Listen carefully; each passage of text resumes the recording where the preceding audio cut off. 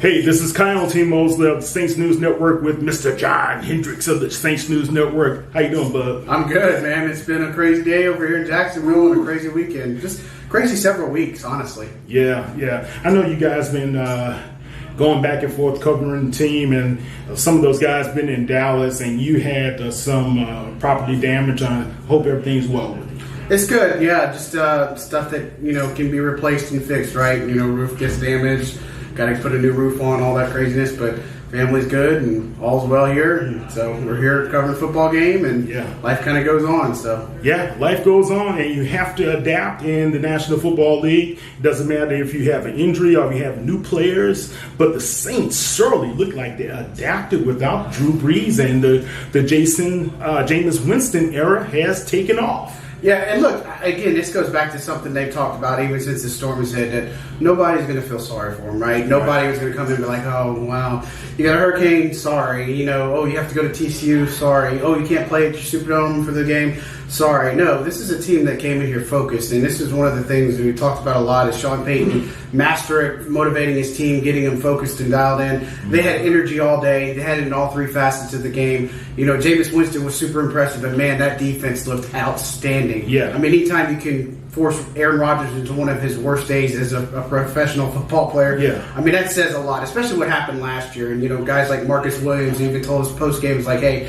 one of the things that we wanted to do is limit the big plays. They had a lot of explosive plays against us last year. They brought a lot of pressure. They controlled the line of scrimmage. They did extremely well just in every game. Still definitely some things that you want to clean up, but you cannot be upset whatsoever at a 38-3 win. I mean, this is – some people, I picked the Saints to win, definitely. But no one saw this coming.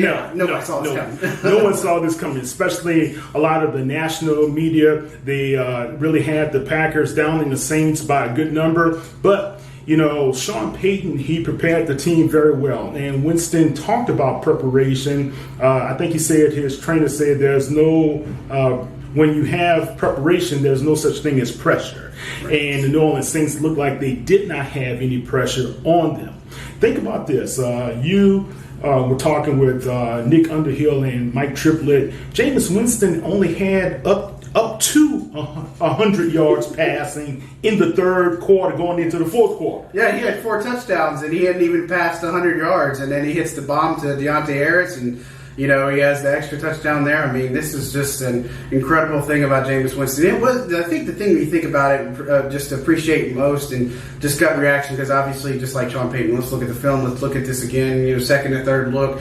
Man, he was good, and he had smart decisions. He didn't take any snacks. He didn't have any really bad throws or anything. He was able to move and extend the plays with his legs. I mean, that was key for them getting the field goal early and getting some of those drives. And look, even the aggressive play calls are the good ones on fourth downs. I mean, it was just a good thing. And look, they have a lot of strengths on this team. And again, we've been watching it since training camp, watching it before, and trying to tell people that, look, this is not just a team that's going to roll over and play dead. They have a lot of talent, a lot of hunger. They're extremely well coached. And that's exactly what you saw today.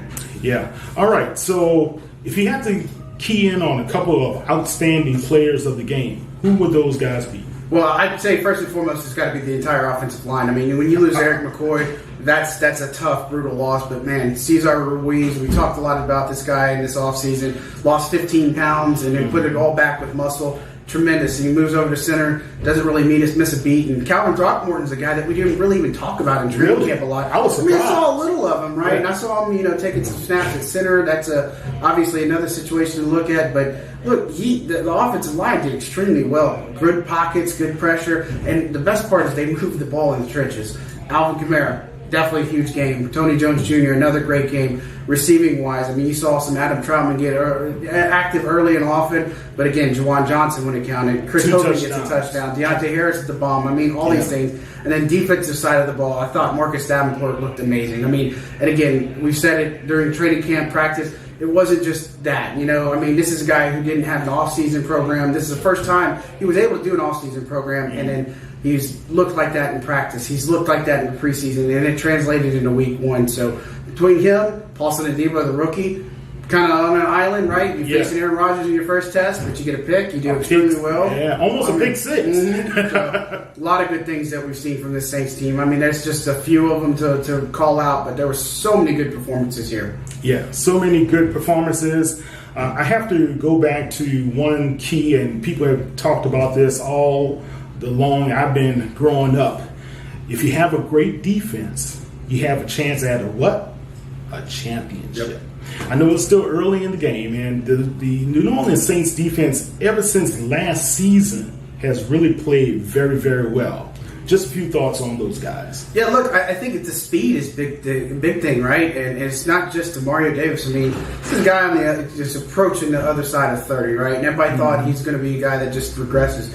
He looked outstanding. I think Quan Alexander looked he looked phenomenal. That was just, I mean, his first couple of drives were just incredible. And the fact that this guy is just only several months removed from an Achilles injury, I mean, it's just superhuman, right? And, it wasn't just him, the pass rush, but a guy that you didn't even talk about, Tano Passignon, free agent pickup. You think, oh, man, this guy, you don't have Peyton Turner. Everybody's like, oh, why? And that makes sense because, he got hurt in camp and didn't have any preseason action really, and then, he comes into late to the process, but he's going to be back. But Tano Passignon, Carl Granderson, we've been talking about him a lot, in addition to Davenport and Cam Jordan. They have a very underrated pass rush, and then defensive tackle, I mean, anytime you can shut down the run, that's just incredible. And then the big thing, Lattimore goes out a little bit. Desmond Trufant looks pretty good in some of his snaps that he came in, but for a team that didn't have Michael Thomas, no David Onyemata, no Will Lutz, you don't have Bradley Roby, who you traded for, you're missing all these key pieces. You don't have Drew Brees. I mean, they came out and made a statement in week one. And look, this is a game that a lot of people picked against them. I think probably 99% of people picked against them. Right. But for them to come out now, you've got Carolina next week. You've got New England on the road, back-to-back road games. Then you got the Giants in a home game in Washington. I think this is a best-case scenario of stepping out on this where you're saying, I don't have to correct so many mistakes. Obviously, NFC South foe is going to be huge, but this is about as well as you could start a season. Yeah. I said this morning in my piece about this team is different from that 2005 team. This team has more leadership, has more capability, and they have better contingency planning, right? As well as the owner has really given them all the resources to be successful. And I think the city of New Orleans and the Saints are symbiotic. They have a great relationship, and those guys are very compassionate to the people of the southern Louisiana region that was hit by Hurricane Ida. Well, we're going to have more information on Saints News Network, so go to si.com/NFL/Saints, or just go to getsaintsnews.com, and you can be able to follow John Hendrix, Bob Rose, Brendan Boyle, and myself, Kyle T. Mosley, for